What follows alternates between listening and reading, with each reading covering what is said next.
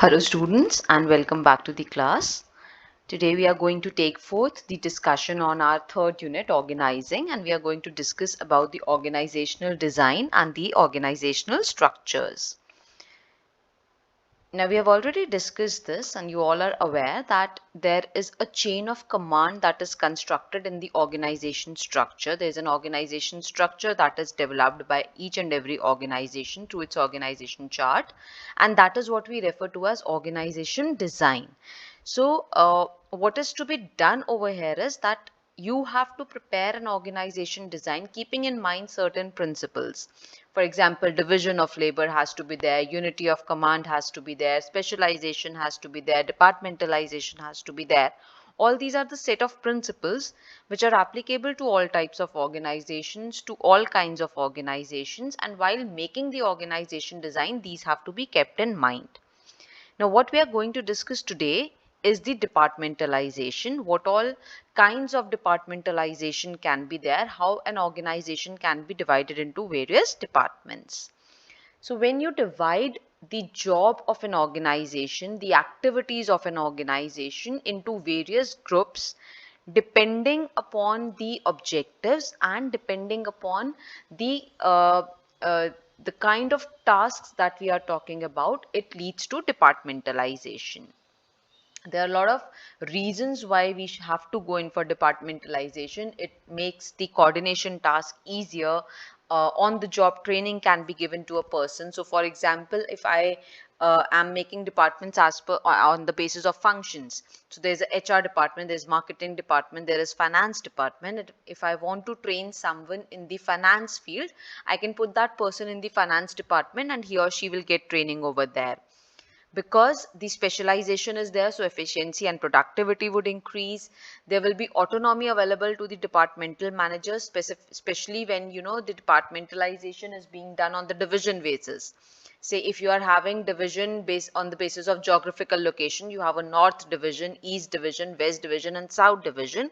Now each divisional manager, the one who is heading that division, can take decisions related to that particular area, related to that particular division, and they can widen up the horizons. They can lead to they can have a growth in that particular division. So the growth potential would be there, autonomy would be there. Delegation of authority becomes easier. It is easier to fix up the responsibilities when a clear organization chart has been made.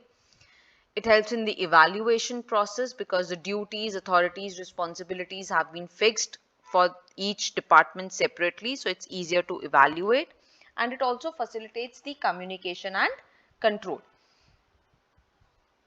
Now coming on to the types of departmentalization, the first and the most, I would say, common kind of departmentalization is the functional departmentalization, wherein on the basis of functions you make up the department. So you have a production department, finance department, marketing department, personnel department, R&D department, on the basis of functions required.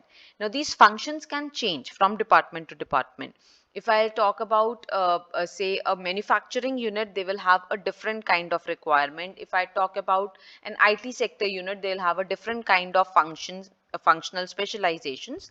So basically when the departments are being made on the basis of functional specialization, then that becomes your functional departmentalization. The next is product departmentalization, wherein you group out the activities on the basis of product lines that are being there. So this kind of departmentalization would be done when you are having multiple products, when a large number of products or different kinds of products are being manufactured by a particular organization, then they have product departmentalization. Say for example, here we have taken a hypothetical example of an automobile industry. So they can have departmentalization. They can have a two-wheeler department, a three-wheeler department, a four-wheeler department, and a heavy motor department. So all the activities related to two-wheeler department will be taken care by this unit. All the activities of three-wheeler departments will be taken care by one particular unit.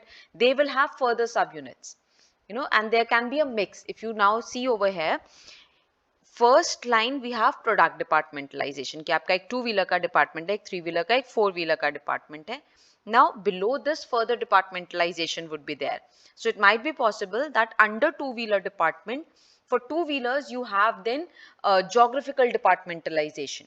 For example, a North Division, an East Division, West Division and South Division. And then within that division you have further departmentalization on the basis of functions. That for North Division you have HR department, for North Division you have production department, for North Division you have marketing department, and similarly for other divisions. So there can be multiple departmentalization within the same organization. Somewhere you can start with functional departmentalization and then go to product departmentalization, or you can start with product departmentalization, then go to geographical or functional departmentalization, and so on. This is your geographical departmentalization, which I have told you that within the same country or continent wise or for different countries, depending upon the geographical location, you can have different departments. Then customer departmentalization.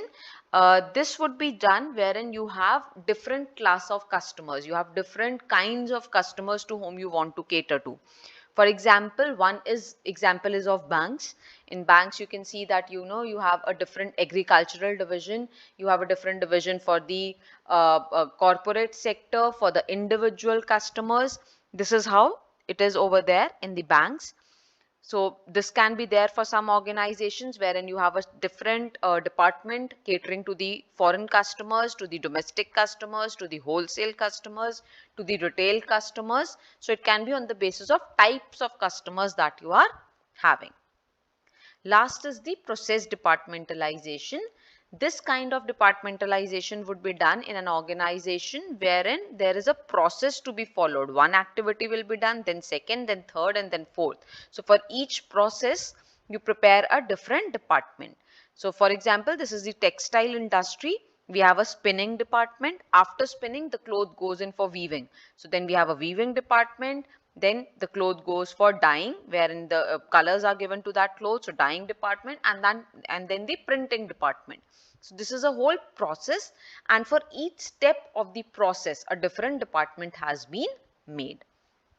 These are the kinds of departmentalization which can be there. Now, which departmentalization has to be selected? This the organization has to see on the basis of what kind of specialization they require, what are their key areas, what is their organization structure, how they want to utilize their resources. There are various factors on the basis of which it can be chosen. And generally you would see that there would be a combined basis of departmentalization, which I explained earlier also, that you can have a geographical departmentalization, and then within geographical departmentalization you can have a product departmentalization or a process departmentalization or a customer based departmentalization.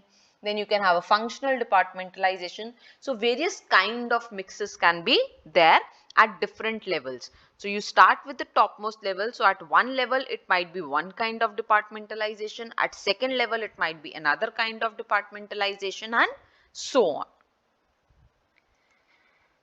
Now we will be talking about the organizational structures, that when the structures are made, what kind of structures can be there. This departmentalization that we talked about, this is also a kind of a structure that can be there. So if you see, these are the bifurcations: line organization, functional organization, line and staff organization, project organization, matrix, and network organization. In this video, we will be discussing till line and staff organization as of now. What is a line organization? We talked about the line authority and line and staff authority. It comes from there only. Line organization is wherein there is direct command. There is direct chain of command which is being followed.